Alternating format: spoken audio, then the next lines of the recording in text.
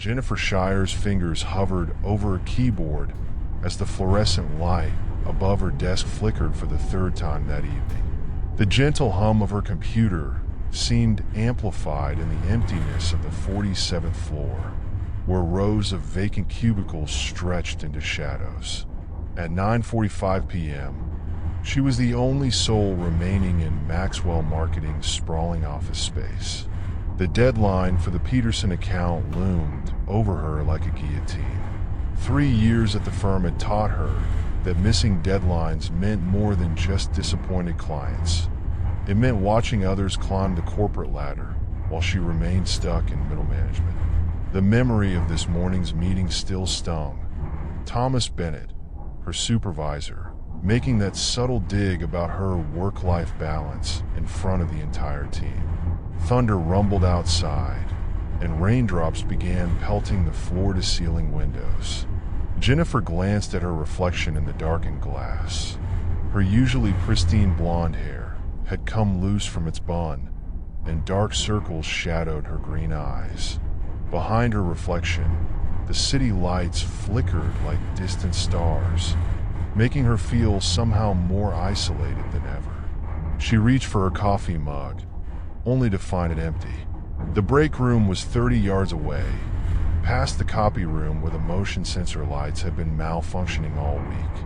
Something about walking through that darkness made her pause, though she couldn't explain why. It was ridiculous. She'd worked late dozens of times before, but tonight felt different. The building had always had its quirks. The elevator that stopped on random floors, the occasional unexplained footsteps, the way voices seemed to carry through the ventilation system at odd hours. Most employees joked about it, sharing stories of strange encounters during lunch breaks. Jennifer had always dismissed them as urban legends, the kind that sprouted in any aging building. Rising from her desk, Jennifer's heels clicked against the marble flooring, echoing in the vacant space. The sound reminded her of the stories her colleague Mike had told her about the building's history.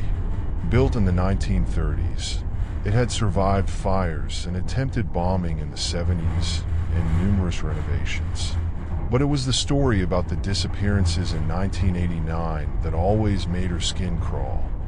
3 night workers who vanished without a trace, their possessions left behind as if they'd simply evaporated. The break room light buzzed to life as she entered, casting harsh shadows in the corners. Her hand trembled slightly as she poured coffee into her mug, and she told herself it was just caffeine jitters. The refrigerator hummed, then made an unusual clicking sound that made her jump. Through the break room's windows, she could see the rain had intensified, transforming the city into a blur of watery lights and deep shadows. Returning to her desk, Jennifer couldn't shake the feeling that something was watching her. She glanced at the darkened executive offices that lined the outer wall, their glass panels reflecting nothing but darkness. For a moment, she thought she saw movement in one of them, a shadow passing by. But when she looked again, there was nothing. Her phone buzzed, making her heart leap. A text from Bennett. Need that report by 8 a.m. sharp. No exceptions. Jennifer's jaw clenched as she set the phone down. The air conditioning kicked in with a low groan, sending a chill down her spine. She pulled her blazer tighter around her shoulders and tried to focus on her computer screen. The words began to blur together as fatigue set in. In the corner of her eye, the flickering light seemed to pulse with an irregular rhythm, like a failing heart. She should call maintenance about that, she thought, but the idea of making that call, of having her voice break the heavy silence, suddenly seemed impossible.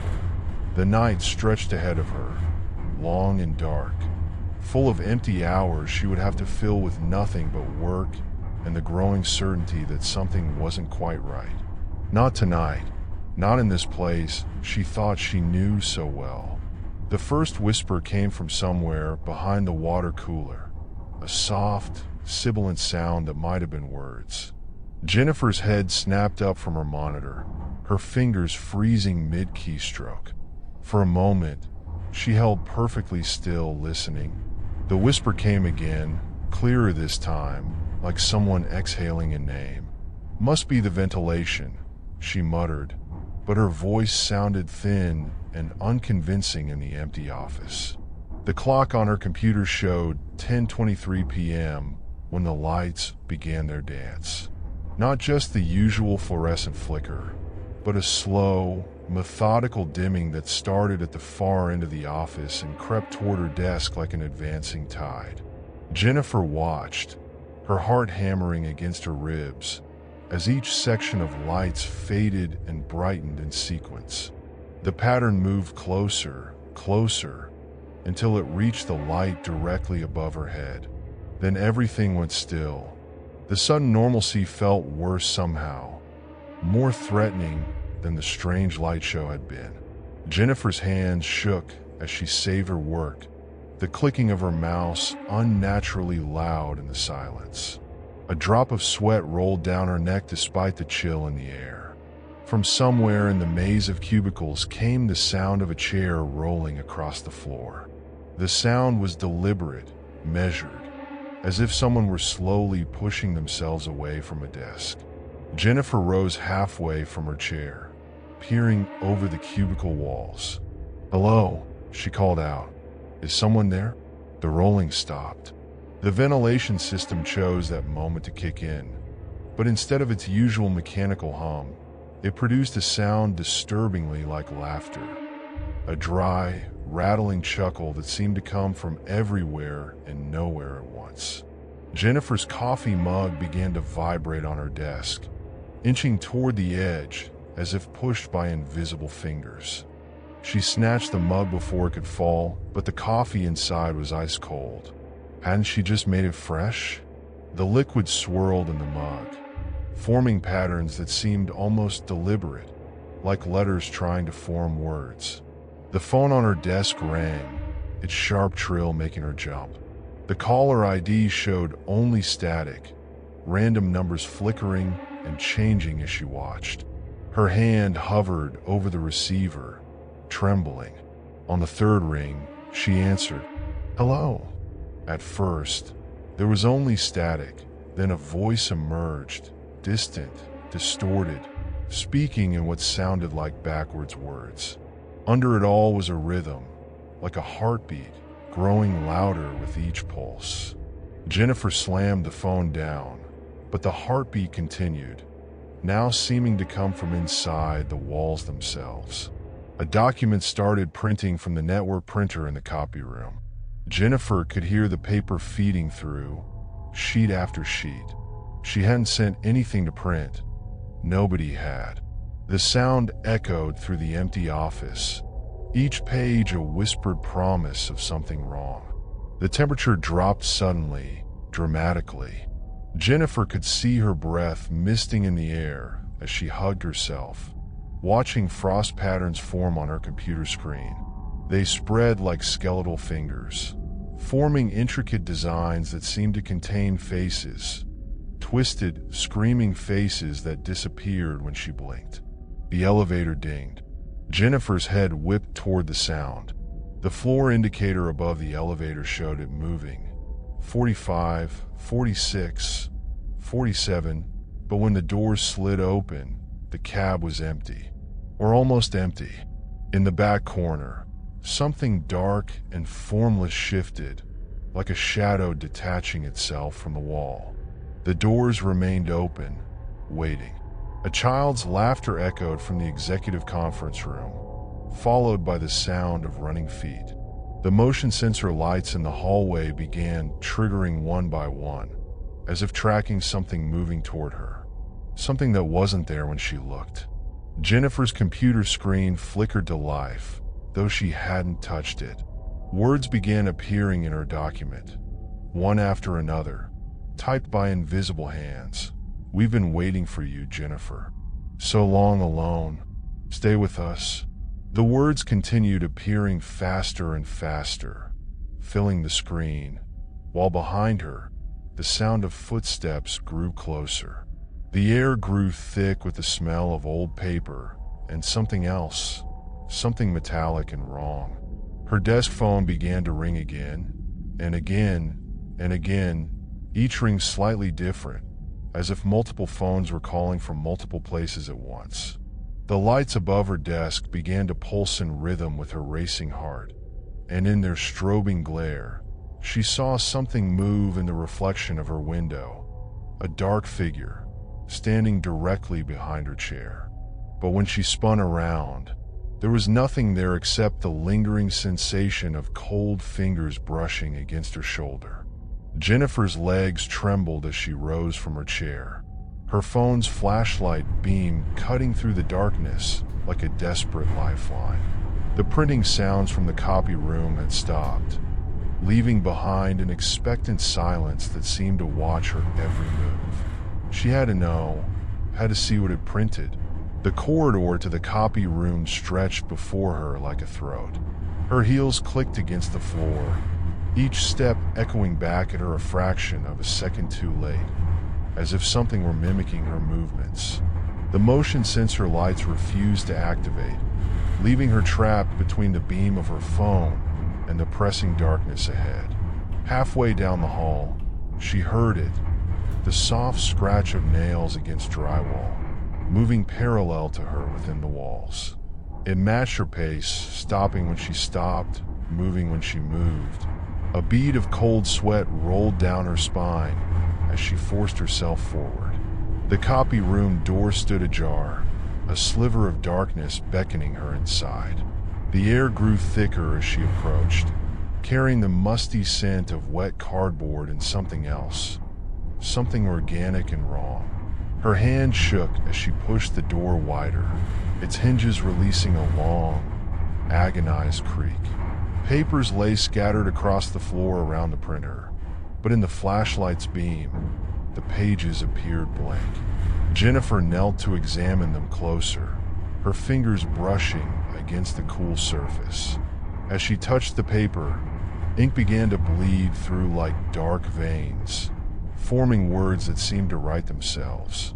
Behind you. She spun around, heart thundering, but the doorway was empty.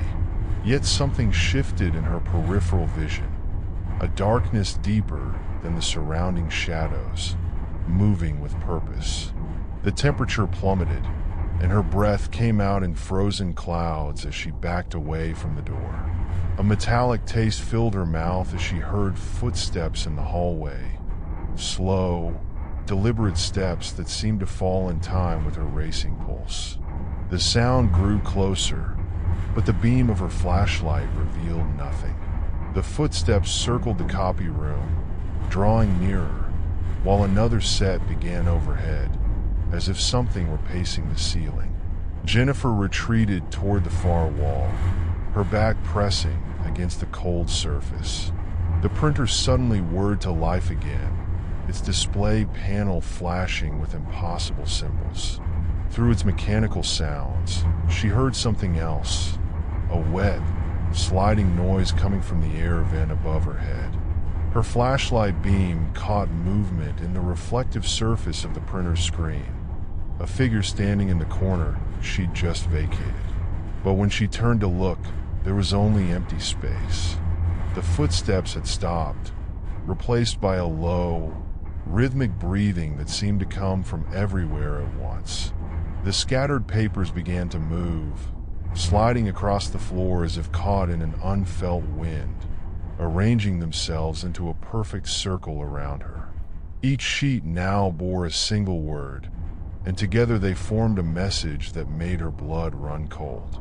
Before she could read it all, her flashlight flickered and died. In the perfect darkness that followed, something brushed against her face, light as a spider's web, cold as grave dirt. The breathing drew closer, accompanied by the soft click of nails on tile. Jennifer's fingers found the door handle, and she burst into the hallway, running blindly toward the main office space. Motion sensor lights finally blazed to life behind her, chasing her down the corridor like spotlights. In their strobing glare, Her shadow multiplied and distorted, stretching into impossible shapes that moved independently of her own movements. And behind those shadows came another, a larger, darker silhouette that seemed to flow rather than walk. She reached the open office area, gasping for breath, only to find her desk lamp still burning in the darkness, an island of light in a sea of shadows. But something was wrong. Her computer screen showed a security camera feed she'd never seen before, displaying grainy footage of herself standing at her desk. The timestamp read 10:47 p.m. She checked her phone, 10:46 p.m. On the screen, the Jennifer from 1 minute in the future turned around slowly, her face contorting in terror as something emerged from the shadows behind her. The image began to break up with static, but not before she saw her future self's mouth open in a silent scream. Jennifer's trembling fingers flew across her keyboard, searching through archived newspaper articles about the building. The security camera feed had frozen, but she could still feel eyes on her back, watching, waiting. Her frantic research revealed darker truths than the office rumors had ever suggested. The Blackwood Tower, as it was known in the 1930s, hadn't just been an office building. The 47th floor, her floor, had housed the Blackwood Institute for Mental Research. Dr. Marcus Blackwood's experimental treatments had promised to cure everything from depression to violent psychosis. But the articles painted a horrifying picture of what really happened behind these walls. A yellowed photograph showed her exact office space. Only then it had been a treatment room. The chairs were different, metal frames with leather straps. Her stomach lurched as she read about the disappearances that preceded the Institute's closure. Not just the 3 in 1989, but dozens more in the 1930s. Patients who vanished without trace, written off as runaways or suicides. The screen flickered, and a new article appeared, one she hadn't clicked on.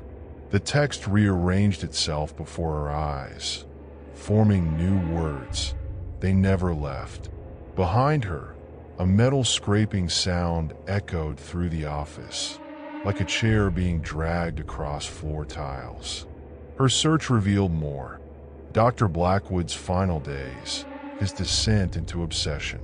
He claimed to have discovered something in his patients' minds, something that could be pulled through to our world. The official record listed his death as suicide, but his final journal entry, reproduced in the article, told a different story. They're coming through. I've opened the door, and now they're all coming through. The barrier between worlds was so thin here, so very thin. The patients see them too now, not just in their minds anymore. They're reaching for us, taking us. I can hear them scratching at the walls. The temperature dropped again as Jennifer read, her breath fogging in the air. The article mentioned a sealed room somewhere on the floor, bricked over during renovations. Her eyes darted to the strange section of wall near the break room, the one that didn't quite match the building's blueprints. A sound drew her attention, the soft shuffle of slippered feet on carpet, like patients making their nightly rounds. The motion sensor lights began triggering in a circle around her desk, and in their intermittent flashing, she saw them, figures in faded hospital gowns, moving with jerky, unnatural motions. They vanished when the lights stabilized, but she could still hear them breathing. Her screen displayed one final article, dated just before the building's renovation in 1990. A construction worker's statement caught her eye. We found things behind those walls, things that shouldn't have been there, and markings, symbols carved everywhere. But the worst was the room, that sealed room with all the scratches on the inside of the door, like something was trying to get out. The lights went out completely, plunging the office into darkness. In the glow of her screen, Jennifer saw a reflection, a man in a doctor's coat, his face twisted into an eternal scream. Dr. Blackwood. He raised a finger to his lips, pointing behind her with his other hand. There, in the darkness, something was emerging from the wall near the break room. The bricks seemed to ripple like water, and through them came reaching hands, dozens of them, leaving dark stains on the wall as they clawed their way through. A new window popped up on her screen, an internal messaging system she'd never seen before. A single message appeared. "Welcome to the Institute, Jennifer. Your treatment begins now." Jennifer bolted from her desk as the hands reached further through the rippling wall, their fingers elongating impossibly in the darkness. The break room door slammed shut on its own, trapping her in the main office space. Behind her, Dr. Blackwood's reflection stepped out of her computer screen, his form flickering like an old film projection. "Your mind is particularly susceptible," his voice rasped, coming from everywhere and nowhere. "We can sense your fears, your doubts, your desperate need to prove yourself." His footsteps left wet, dark marks on the carpet as he approached. They're always so much more vulnerable when they stay late to work. The office chairs began to spin on their own, faster and faster, while papers swirled through the air like angry birds. Jennifer backed away, her hip bumping against the desk. The temperature dropped so low that frost formed on the windows, creating intricate patterns that looked like screaming faces. From the walls, more figures emerged. The missing patients, their hospital gowns stained with impossible shadows. Their movements were wrong, too fluid and jerky at the same time, as if they were puppets being pulled by invisible strings. Their faces kept shifting, melting and reforming into expressions of agony and ecstasy. "Your treatment will be revolutionary," Dr. Blackwood smiled, his teeth too sharp, too numerous. "Just like the others, we'll peel back the layers of your consciousness, one by one, until we reach the dark matter underneath. The stuff that dreams and nightmares are made of." The patients formed a circle around her, their bodies twitching and contorting. One of them reached out, its arms stretching across impossible distance to brush her cheek with ice-cold fingers. Jennifer screamed as the touch left a burning sensation on her skin, like frostbite. The ceiling lights exploded one by one, showering the room with sparks that hung suspended in the air, illuminating the horror around her in strobing bursts. Dr. Blackwood's form grew larger, his shadows spreading across the walls and ceiling like spilled ink. His face split open, revealing rows upon rows of darkness where his features should have been. "We've waited so long," the patients spoke in unison, their voices a discordant chorus. "So long alone in the spaces between walls, in the shadows between thoughts." They moved closer, their bodies melding together into a writhing mass of limbs and faces.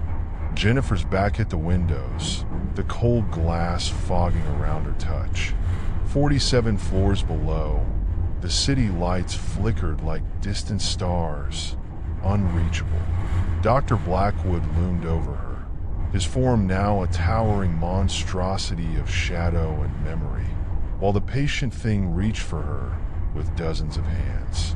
"Your mind will make such a perfect addition to our collection." The doctor's voice reverberated through her bones. "We'll take everything you are, everything you might have been." His darkness began to envelop her, cold tendrils wrapping around her limbs. "And when we're done, there will be nothing left but an empty desk and another urban legend." The mass of patients surged forward, their combined form rippling with faces and limbs that shouldn't exist. Jennifer felt the cold seeping into her mind, trying to pull something essential from deep within her. The world began to tilt and distort, reality bending around the impossible shapes that reached for her soul.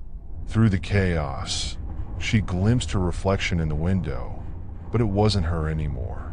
Something else stared back with her eyes. Something that had been waiting in this building for decades, harvesting the minds of those who worked too late, who pushed themselves too hard, who needed too desperately to prove themselves. As Dr. Blackwood's darkness pressed against her mind, memories burst through Jennifer's consciousness. Not her own, but her mother's. Images she'd never seen before flooded her thoughts. Her mother, Catherine Shire, walking these same halls in 1989, staying late at her own desk, fighting for her own promotion. You remember now, don't you? Dr. Blackwood's voice slithered through her thoughts. Your mother wasn't just another disappearance. She was our masterpiece. The writhing mass of patients parted, revealing a figure Jennifer hadn't seen in 25 years. Catherine Shire stood there, frozen in time, wearing the same blue blazer she'd worn the night she vanished.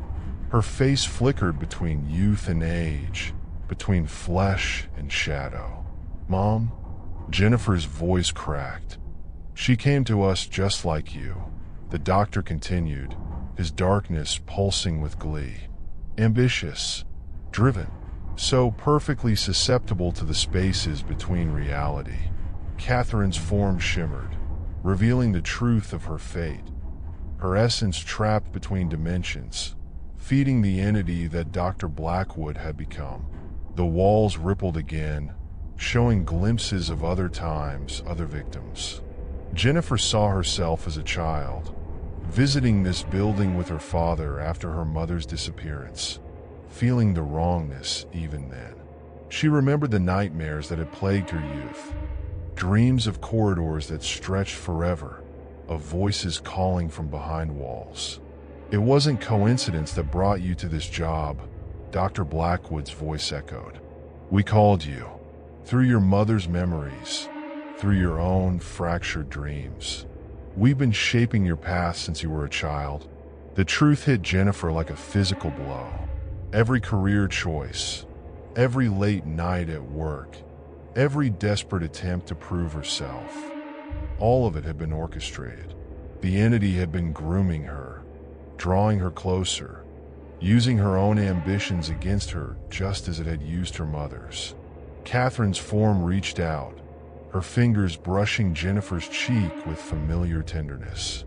But behind her mother's eyes lurked something ancient and hungry, something that had been feeding on trapped souls for decades. The touch sent cascading visions through Jennifer's mind. Other victims throughout the years, their own families later drawn to the building, an endless cycle of harvest and horror. Your mother's mind was strong. Dr. Blackwood's darkness swirled around them both. She lasted longer than most, but in the end, she became part of us. Just as you will, just as your own daughter would have, years from now. Jennifer's hand instinctively moved to her stomach, where she'd only recently discovered new life growing. The entity's laughter echoed through the office as it sensed her realization.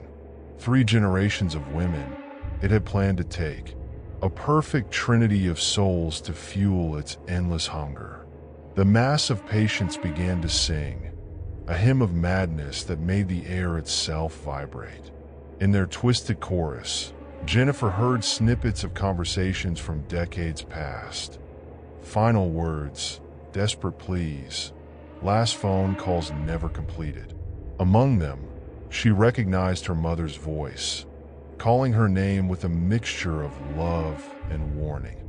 Dr. Blackwood's form loomed larger, his darkness spreading across the ceiling like spilled ink. Your mother's essence has sustained us for years, he hissed. But now we need fresh power, new minds to devour. And you, my dear, are carrying such precious cargo. The thing wearing Catherine's face smiled, its features cracking to reveal the void behind them. Join us, it whispered in her mother's voice. Be part of our collection, forever. Something inside Jennifer snapped at the sight of her mother's twisted form. A surge of primal instinct, not just for her own survival now, but for her unborn child's, gave her strength she didn't know she possessed. She slammed her elbow into the window behind her, sending spiderweb cracks through the glass. Dr. Blackwood's darkness surged forward, but Jennifer was already moving. She snatched up her metal desk lamp and hurled it at the weakened window. The glass shattered, letting in a howling wind that scattered papers and sent the ghostly patients reeling. The entity shrieked with 1,000 voices as the outside world intruded into its domain. "You cannot escape what's in your blood," the thing wearing her mother's face called out as Jennifer sprinted for the emergency stairwell. "We are part of you now." The stairwell door slammed behind her, but it wouldn't hold them long. Jennifer took the stairs 3 at a time, her heartbeat thundering in her ears. Above and below, she heard movement in the darkness, scratching, sliding sounds that echoed impossibly. They were in the walls, moving through the building's skeleton itself. Shadows writhed on the landing below, forming into reaching hands and grasping fingers. Jennifer crashed through the door onto the 46th floor, racing past empty offices where computer screens flickered to life, each displaying her mother's face, each calling out her name in that twisted, hollow voice.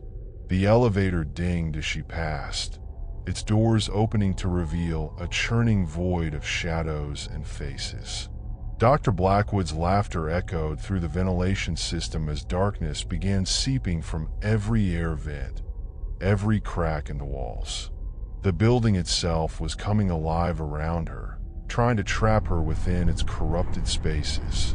Jennifer's lungs burned as she ran, but she could feel something else burning too, a fierce determination that had been passed down through her blood. She understood now why her mother had fought so hard that night in 1989. The same maternal instinct that had driven Catherine to resist was now flowing through Jennifer's veins. The stairwell on the other side of the floor was clear, but as she descended, the steps began to warp and twist beneath her feet. Reality buckled as the entity tried to pull her into its dimension. Through the distortion, she saw other moments in time. Her mother's last run through these same stairs, other victims' final attempts at escape. "The sun is rising," Dr. Blackwood's voice reverberated through the stairwell. "We grow stronger in the dawn, when night and day blur together, when the spaces between worlds grow thin." The first rays of sunrise were indeed piercing the darkness outside, but they brought no comfort.